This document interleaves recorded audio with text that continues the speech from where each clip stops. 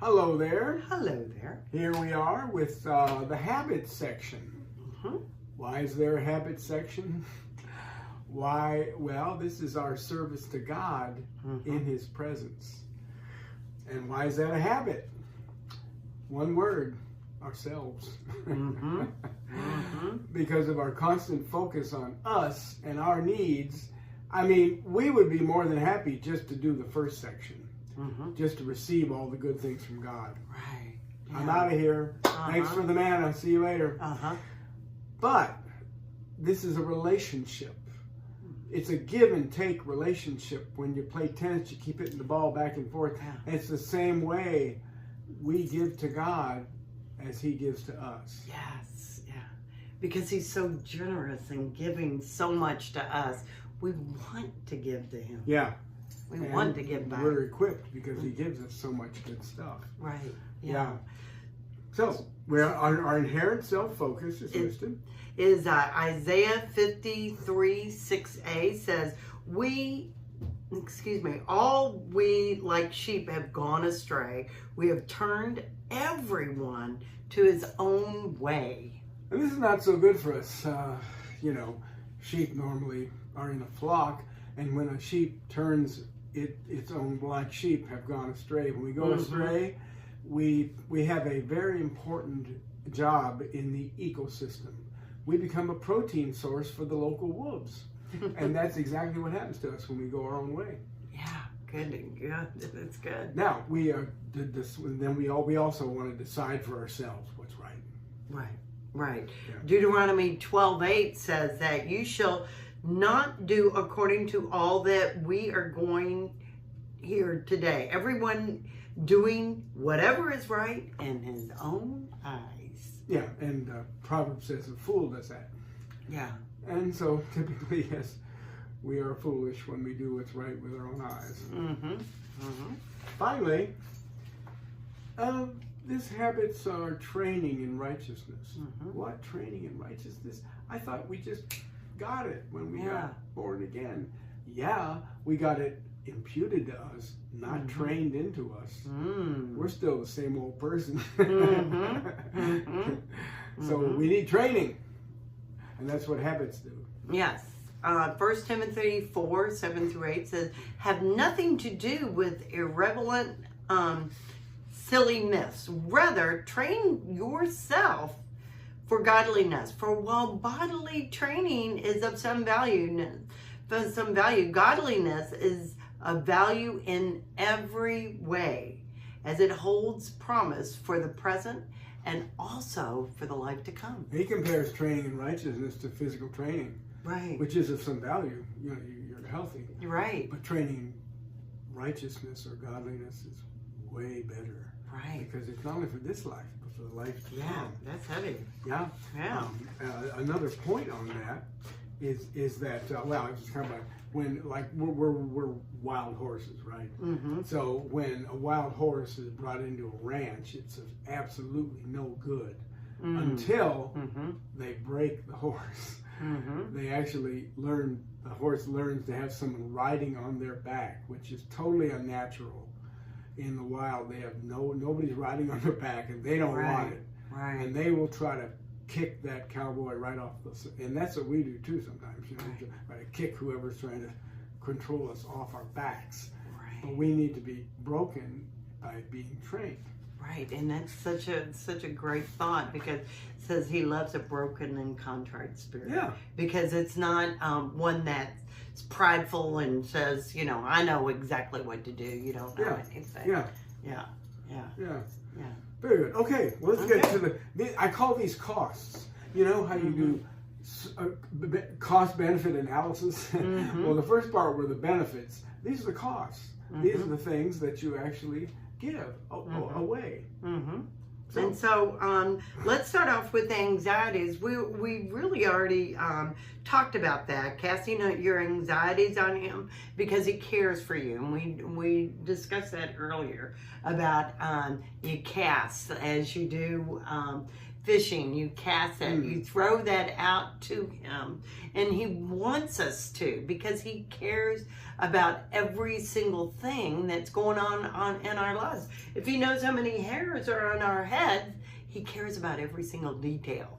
So cast your cares upon him. And you've seen the movies where one person's like, they're panicking and they're going crazy, and the other person, get a grip on yourself. We have a dangerous situation. Yeah. Get a grip. Get a grip, and that's what we're doing. And then attention. Psalm 27:14 says, "Wait for the Lord, be strong, and let your heart take courage. Wait for the Lord." I know, it's amazing, isn't it? Wait for him. I mean, you may not suddenly be flooded by his presence in the fullness of joy. You may just be waiting for it to happen.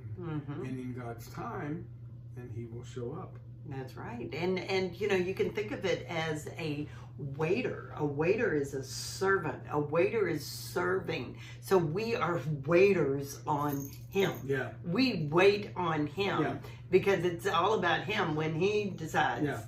But standing against the wall with a towel over. Right. We are serving him in the midst of whatever is going on. That's right. That's right. No matter what. That's right. That's what we're doing. Belief, Hebrews 11:6 says, "And without faith it's impossible to please him. For whoever would draw near to God must believe that he exists, and that he rewards those who diligently seek him." Yeah, that's step one. I mean, if you were, I compared it to the gold rush. If you didn't believe there was gold in them thar hills, you wouldn't be going after it. Delight.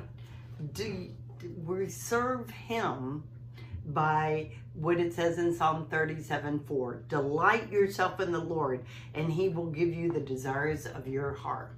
Yeah, when you're delighted with something, let's say you have a new grandchild. You're showing all your friends, people on the bus, everybody in the neighborhood, the picture of the grandchild, because you're delighted in that child. Yes. Same way with his presence. You're delighted in his presence, and so you're showing everybody the picture. Yeah, that's excellent. And fears, Psalm 34:4 says, "I sought the Lord, and he delivered me from all of my fears." That delivered word means snatched away. He rescued. He tears us away from the things that are making us afraid. Like I told Ed the other night, I said, I don't like the dark. I just don't like the dark. And because I wake up before he wakes up, way before sunrise and goes to exercise. I wake up before sunrise and have my quiet time. But you know what he started to do is he turns on lights for me. So I don't have to walk down and not really be afraid, but just not like it. I just don't like walking around in the dark. Oh yeah, and before she comes down, I beat up all the intruders and throw them out. I do all that. Thank goodness for it. Yeah, I do all that. He rescues me. Well, there's this kind of snatched away picture. I really love. There's a thing in the old Greek theater in ancient times, and it was called the Deus Ex Machina. And what it was, some of the playwrights would get their characters, heroes, in such terrible situations, and they couldn't get them out. They were being attacked, they were cornered, they didn't know what to do. But the theaters had this crane-like thing that came over the stage and would pick the character up and take them out of the scene. It was called The Machine of God. Oh, interesting. Deus Ex Machina, yeah. That's that's cool. kind of what he does with our fears. He just kind of picks us up, takes us out of the scene. So true, so true.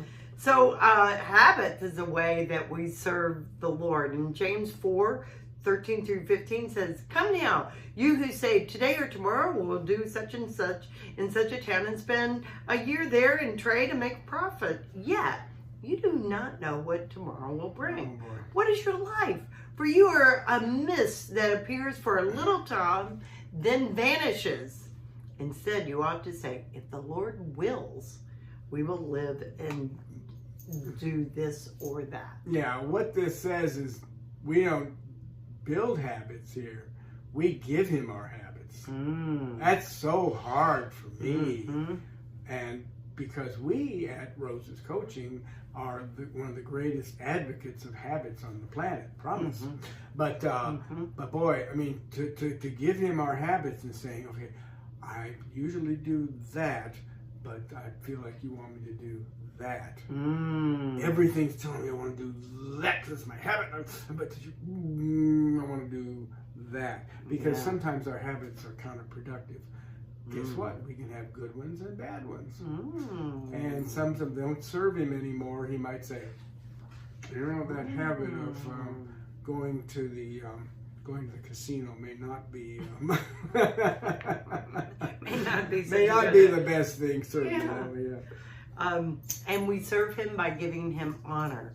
Revelation 4:11 says, "Worthy are you, our Lord and God, to receive glory and honor and power, for you created all things, and by your will they existed and were created." Indeed. So, of course, in our society, when we're not, it used to be the war heroes were the ones that got the most honor. But lately it's sports heroes, really. Movie celebrities. Yeah. And so the really best people, when they're brought up in front of the press and they say, man, that you just really, you turned the game and it's all about you. And they'll say, no, it's my teammates. We all did it together. Yeah. I give them honor. Yeah. I love it. I love it when teams do that. Yeah. We give him our identity. Matthew 4:18-20 says, while walking by the Sea of Galilee, he saw two brothers, Simon, who is called Peter, and Andrew, his brother, casting a net into the sea, for they were fishermen. And he said to them, "Follow me, and I will make you fishers of men." Immediately they left their nets and followed him. Yeah. We give him our identity, and in that particular case, they were giving him their livelihood too. Peter was married. I mean, they just left their lives, and they also left their father, who said, "Guys, you're working in my business. What am I going to do? You know, I had you as children. You're supposed to help me in my business in my old age." And they just left, and they followed him. They gave him their identities, and our identities tend to get fixed over time. I am such and such. I am this type of person. I am like this. I am so blah blah blah blah blah blah blah. But it's a lot of times it's very empty. I've read a book once called Zorba the Greek, and it had one of the most brilliant things in it. He was actually talking about religion, basically. But he said, you know, they were walking on the shore and they saw a seashell. And he said, you know, it's amazing how the structure and the shell still is there. The life of it has gone out. And our identities can be like that after a while. God needs to break us, loosen us up, give us new things in our of who we are and what we can do. Right. And we need to find out who we are in him. And Ephesians, the book of Ephesians, tells us over and over the different qualities of who we are in him. And we need to have our identity. We need to know what he thinks about us, not so much of what we think about ourselves. True. Yeah. Love.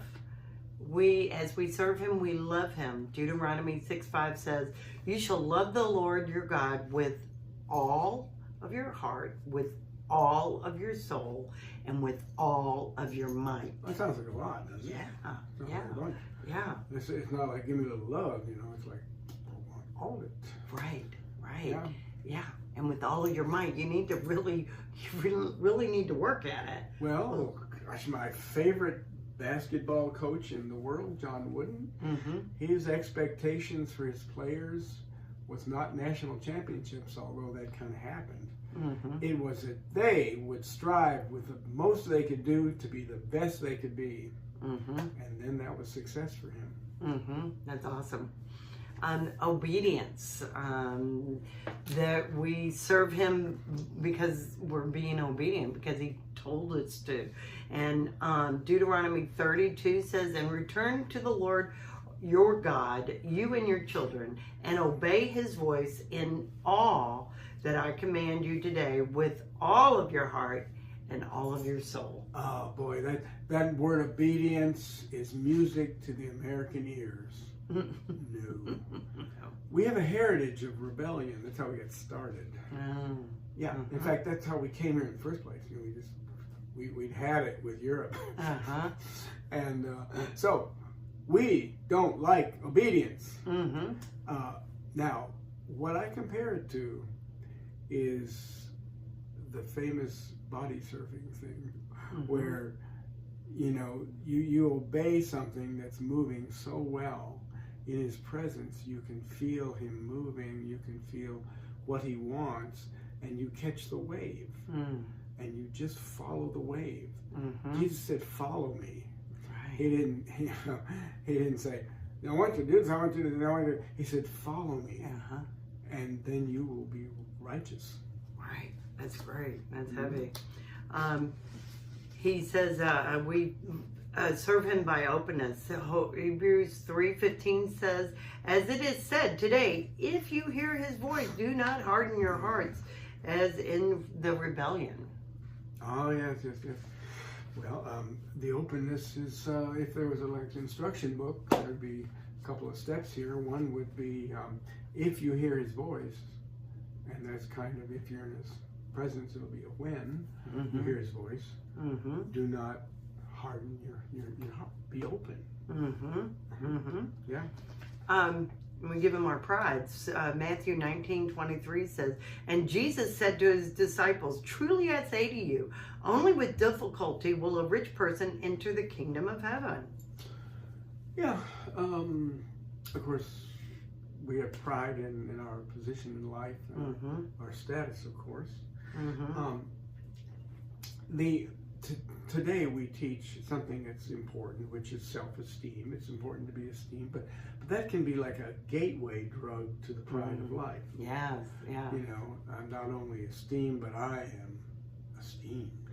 Right. And so what this is saying is that we often have to give him that pride and say, okay, you know, I'm not so great that I think I am.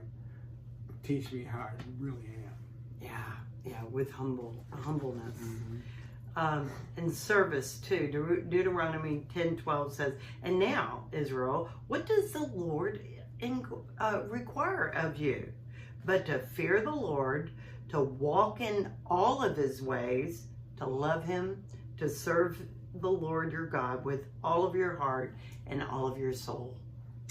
That's what he wants from us. we actually see that quite a bit. Here I go again with a sports analogy, but it's okay. you have the proverbial halftime speech, you know, where the coach, he says, well, yeah, we're down by 20 points, but you know, but I want you to go out there and I want you to play your hearts out. And so that's what God is saying to us. Go out there and serve your hearts out. Yeah. And so we give him so much here. I love this one, trust. Proverbs 3:5-6 says, trust in the Lord with all of your heart. Don't lean on your own understanding. In all your ways, acknowledge him.